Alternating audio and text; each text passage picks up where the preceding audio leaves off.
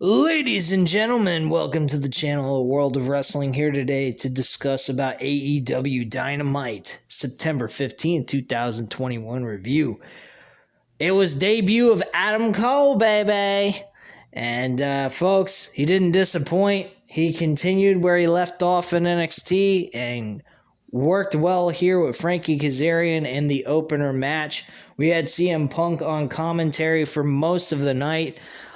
He actually did an outstanding job until he was powerbombed or deadlifted into the air through the announcer's table because of Will Hobbs. And he was kind of removed from the commentary team after that segment, which was later on in the show. But he spent about probably a good hour and 15 minutes on commentary. And I got to admit, man, CM Punk is a great commentator. He was actually a commentator in WWE for a short period of time when he had an injury issue. So they kept him off of wrestling, competing on television, and they put him on commentary. And I got to admit, even then, he was pretty decent. So, it is what it is. But I was very happy with the in-ring debut of Adam Cole. Kazarian was very helpful in the match to make it look as good as possible, and both of them worked very well together. I was really impressed with everything that took place in this match. Adam Cole won the match with a Trouble in Paradise and or Panama Sunrise Pile Driver, and then the last shot, which is the knee to the back of the head, and got the 1-2-3 on Frankie Kazarian to win the match. So yeah, this match was really good. These guys went back and forth for about 15 minutes, I believe. And very solid match, very good stuff. And no complaints here, man. No complaints at all. So after the match, Cole breaks out a new story time. Cole says that hope is a dangerous thing and that the AEW locker room hopes it can keep up with the elite, but that isn't going to happen. Cole says he has only been here for a few weeks and there are already 3 guys that have gotten under his skin. He name drops the Jurassic Express and Christian Cage. Cole challenges them to a trios against he and himself and the Young Bucks for Rampage next week in a Grand Slam Rampage, which will be 2 hours. Next week on Rampage, and I don't know if this is going to take place at 8 o'clock or the normal start time at 10 and end at 12, which I hope that's not the case. If they really want to, I'd be all for it. I watch AEW Rampage over SmackDown every fucking time if they want to compete against SmackDown, but I wouldn't recommend it now. They don't have to go rushing into anything and putting any more pressure on themselves because they've been very successful with not worrying about the whole bullshit with WWE and competing against them in ratings. He closes the promo with the Super Click is back, baby. And that's pretty much how that promo ends. The Lucha Brothers cut a promo on Butcher and Blade. Phoenix says they used to be brothers, but now they are enemies. Penta says if they want to make their titles, if they want to take their titles, they will have to sweat, cry, and bleed to take the titles from them on Rampage. Tony Schiavone interviews Fuego del Sol and Sammy Guevara backstage. Fuego says he would trade everything in to be the TNT champion. He challenges Miro to a match on Rampage where Fuego will put up the keys to his new car if he was to lose. And that's pretty much that. Nothing special there. I expect Miro to have a new car to his collection of other cars he might have already. So, And this Fuego's card did not look that bad either. MJF comes out with Wardlow, and MJF says everyone was so sympathetic for crying Brian, and says they should have been sympathetic for him because he has to be in the armpit of America of right now. I love that comment about New Jersey, man. I really can't stand New Jersey. If anyone that is from New Jersey, I apologize if I offended you in any way, shape, or form. I'm not a fan of New Jersey. I lived there for 1 year, and I will never go back. I'd rather live in Florida than live in New Jersey. I am sorry. And Florida's not one of my favorite places to live either. Probably Vegas would be the place I would want to go to, and yet I have never went there. But based on what I've seen and what I have as interests, they fit what I am looking for. Anyway, moving forward here, MJF says he was smartened up, that some of his words might have offended people last week, and he just wants everyone to know he doesn't care.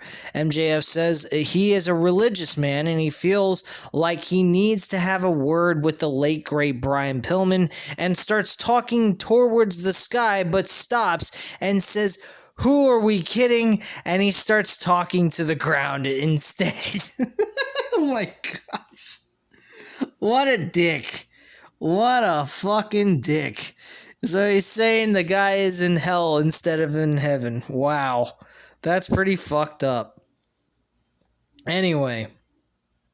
What the hell? Hold on a second. My computer's acting weird here. MJF says that if Pillman's son shows up to Dynamite next week, he will massacre him. Pillman's music hits, and MJF tells Wardlow to meet up on the stage, but Pillman comes out of the crowd and comes after MJF with the chair. Wardlow runs back in and takes the chair from him, but Pillman slaps Wardlow. Wardlow goes after Pillman, but he sidesteps him, sending Wardlow over the top rope onto the floor, and Pillman grabs the chair, and MJF and Wardlow retreat. Jim Ross has conducted a sit-down interview with Pillman Jr.'s earlier today as well, and Ross says that he was embarrassed for Pillman and his dad last week, and asks how he is going to redeem himself. He tells Pillman he wants to see him whip MJF's ass. Pillman says that Ross knows his family's history as well as anyone else, and he feels like he let his dad down last week. Pillman says while MJF was waking up in a mansion growing up and he was fighting for his life, he said that he and MJF are not the same, and he has never been in the ring with someone like him. He says that he won't be stepping in the ring with just any man. He'll be stepping in the ring with a Pillman. And that's pretty much how that situation went. We come back and we got Jurassic Express and Christian accept Cole's challenge. And Christian says Cole has some pretty good friends willing to pull his ass out of developmental, and says since he's already used to losing on Wednesday Night Wars, he better get used to losing on Friday nights too. That was a great comment by him, I tell you. I was really impressed with that comment. I was on the floor laughing actually from that. FTR and Matt Sydal and Dante Martin actually compete in this match. This was a decent match for tag team wrestling. FTR pick up a big win here. Definitely needed it after the loss that they received from the Pride and Powerful Santana Ortiz. So I'm glad that actually took place for them and they got the win.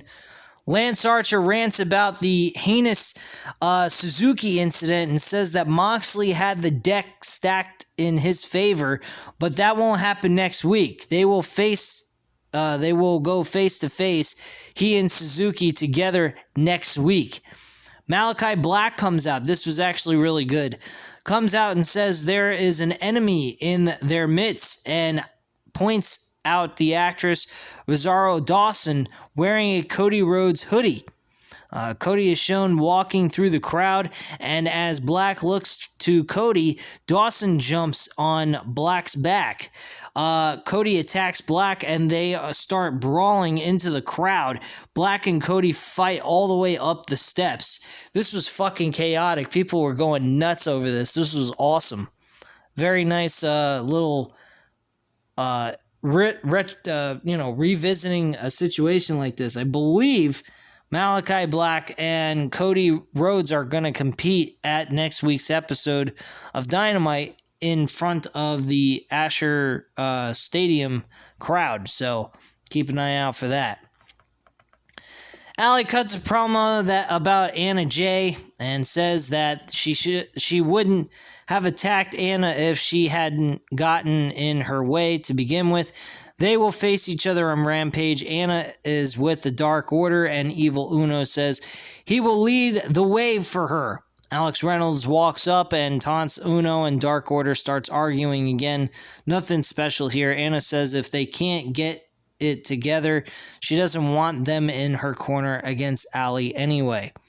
American Top Team actually make an appearance with Scorpio Sky and Ethan Page. Dan Lambert taunts the crowd and starts talking about the midget dorks on AEW's roster and talks about them throwing at 30 super kicks and dumping on their style. Finally, Jericho comes out and the morons go nuts. The quote-unquote morons, based on what Dan Lambert calls them.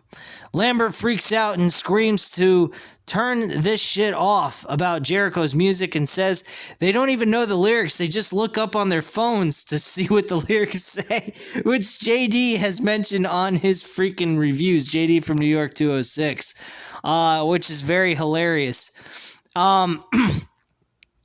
So Jericho says they would sing the lyrics to Lambert's song, but no one knows the lyrics to I'm a fat-faced dipshit. And he just keeps repeating it. The fans sang along, and it was funny as fuck. I absolutely enjoyed this it was just unbelievable. I enjoyed listening to this. This is a great fucking segment. Jericho taunts America Top Team and asks which one of them is the top and which is the bottom. Jericho says Hager is undefeated in MMA and he's been fighting MMA guys backstage for years, so they don't scare him at all. Jericho says everyone has a plan until they get punched in the face and suggests they knock Lambert's teeth out. And Lambert says if they really want to do this, then Jericho and Hager will have to do it in a real city, not a shithole like New Jersey. Oh my gosh. He challenges Jericho and Hager to face Scorpio Sky and Ethan Page next week, and Jericho agrees. A video of Gun Club attacking Paul White on Dark, and Billy Gunn says they did it because they are tired of being overlooked. He says that they are going to take the respect they earned, and anyone that has a problem with it can come tell them. And that was that. Nothing special there. Jade Cargill versus the legit Layla Hirsch. I actually was disappointed in this. I'm kind of tired of seeing Layla Hirsch lose all the time. I think she's a very entertaining wrestler, very good at technical wrestling, but is being shortchanged and put as a jobber instead, which I think she deserves a lot better than this. I think she is a woman's version of Taz, to be quite frank with you guys. I actually enjoy her work in the ring, and she's very good. But unfortunately, she lost to Jade Cargill, and I understand that they're trying to build her up. She's a very, her look is very nice. She's got a China type look to her. But I wasn't intrigued by this match at all. It really didn't catch my attention in any way. Andrade had a segment talking about how Chavo lied to him because he doesn't respect Andrade. He says he never gave Chavo the order to interfere in his match and gets pissed at his assistant for helping Chavo in the process. Andrade says he is the kingpin, not Chavo. He says he can beat Pac or anyone else he wants. So we're probably looking at a rematch. So in long-term booking, what they did was actually a good move. Even though I was complaining about it and thought it was stupid, they did the right thing, because we're more than likely going to see a rematch between Pac and Andrade and probably see it at Full Gear. I would definitely build a story off of this, make it a little bit more important than what they had going in and All Out, because All Out was built off of a 2-week process, which wasn't much. So I definitely would build this up for a few more weeks or about a month or so, based off of when Full Gear takes place, and I would have the match take place then. Not on a Dynamite or a Rampage or anything like that. So that's just my attitude on that. They could also play into like a #1 contenders match for the TNT Championship, even if they want to go that route, just to make it a little bit more intriguing and giving them a reason to compete against each other. But overall, I definitely want to see something like some kind of stipulation that helps them get elevated a little bit more than what they're doing, which what they're doing is fine right now. I don't have any issues with it, but I think they could add a little bit more layer to it than just competition strictly over who's the best in a one-on-one match. So I think they're both deserving for an opportunity to, have a #1 contenders match for like a TNT championship. So I definitely could see that taking place. Miro and Andrade, I don't know if that would be something people would be caring for, but I mean, with Miro being this redeemer and playing the God thing, that he's God's favorite champion, and he wears a cross, he's a Christian man and everything. I actually, you could play off of like he's like an anti-hero, a guy that's like a mean, nasty motherfucker without the smiles and all that, but he doesn't have to cheat to win type of attitude. I mean, that would be something they could play off of and make it reasonable for these two guys to compete, even though they're technically both heels. I actually wouldn't have an issue with Miro versus Andrade for the TNT Championship. Hell, I wouldn't even have a problem with Miro losing to Andrade for the TNT Championship. I think it would be a boost in Andrade's character. So, only time will tell. Anyway, my computer is about to die on me, so I need to hurry this up a bit. I already mentioned about Punk getting attacked, so that is nothing. Shawn Spears cuts a promo about Darby Allin, and he points out that he is the one handed Allin his first loss in AEW, and the chairman cometh, Shawn Spears says at the end of the promo. So Shawn Spears and Darby Allin was a good match. This match actually was worth a pay-per-view slot on a card. And unfortunately, we got it on Dynamite. It was a good match, though. Unfortunately, Shawn Spears loses again. This guy loses all the time, yet he's put in, important matches against guys like Darby Allin and other people, which is fucking nuts.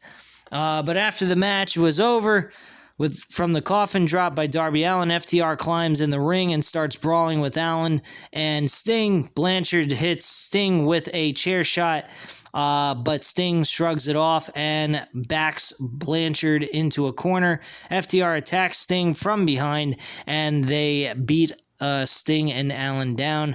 FTR hits the Mind Breaker on Sting, and Blanchard uses a towel to wipe off the paint on Sting's face. Bryan Danielson shows up. He has his segment. He cuts a promo about the match with him and Kenny Omega. He just wants a shot for the not for the AEW World Championship, TNT Championship, none of that. He just wants a shot against Kenny Omega to face one of the best on the card. So this match is actually going to be a non-title match. Don Callis kept talking for Kenny Omega And a lot of the promo work was basically Bryan Danielson calling him a carny piece of shit like Christian Cage was doing before. And his attitude at this point is that he wants to hear from Kenny Omega. He feels that Kenny Omega is kind of washed down. He's one of the best in the best on the roster. The problem is that the man doesn't talk for himself anymore. He allows his manager to talk for him. Somewhat similar to what Paul Heyman used to do for Brock Lesnar. But he said, I want the answer from you, man. I want to hear from the carny piece of shit, manager that you got. I want to hear from you directly. Do you want to have this match? It doesn't even have to be for the title. I know this is my debut match. I just want to have the greatest match with one of the best people on this roster. Would you accept my challenge to go up against me next week on Dynamite, which is going to be at Asher Stadium? He said, yes. The fans were chanting yes, like as if we were in WWE with Daniel Bryan, and I loved it. I thought it was great. I think all the elements that they did with Bryan Danielson in WWE brought over into a adult-like version of pro wrestling like AEW is going to do this character wonders. It's going to do amazing things for Bryan Danielson. Bryan Danielson is going to see the best of his career he's ever seen. He's going to have that memory of what he did in WrestleMania 30 as an afterthought. Like, he is going to have a moment in his career that's probably going to top that more than anything he has ever done in his entire career. I honestly think that this is the place for him. Number one, it has every type of element of wrestling that you can find, from Ring of Honor type wrestling, New Japan wrestling, Impact Wrestling, you name it. They got it. They got all those elements. They got everything you're looking for as a pro wrestling fan and as a pro wrestler as well. This is the place to be. This is not for jacked up muscle builders. This is a place for guys that really love pro wrestling, not guys that just do basic, ordinary fucking moves. Brian Cage is the exception. Brian Cage can do amazing things in the ring for a big guy like himself. I don't mind big buffed up dudes. I think they're cool. I don't have an issue with that. But when every character looks like a big buffed up guy, it gets kind of boring. I guess people could debate that with me and say, well, the same thing applies with small guys that, look like fucking midgets and have nothing but skinny stomachs and no muscles and no nothing. All right, fine, whatever, dude. But the problem with it is, when you got guys that are buffed up like that, the chances are they're probably doing steroids. Steroids has been the major issue in the wrestling business. That's really what killed pro wrestling. From the Chris Benoit incident to the Ultimate Warrior to the scandal in WWE back in 93. Vince McMahon was being challenged by the federal government about steroid use being conducted in his promotion. He almost got shut down by the federal government. I mean, if it wasn't for Hulk Hogan standing up for the guy, fucking WWE wouldn't have existed. I think the federal government would have shut them down. So, bottom line, guys, I mean, it is what it is. But personally, I don't like big buffed up guys anymore because of the fact the guys that get that way don't usually get that way naturally. They get that way from using supplements, steroids, some kind of enhancing drug to look that kind of look. The only guy I can think of that really has that look and probably never did steroids was Bobby Lashley. Bobby Lashley has looked like he has looked from the day he stepped foot into a WWE ring. He has not changed. He has not lost weight, got fat, chubby, nothing. He has stayed the same. He goes through a fucking WWE drug testing. and he's never failed. He's never been suspended. He has never done any time whatsoever of steroid use. He worked in MMA. MMA tests you for steroids. He worked in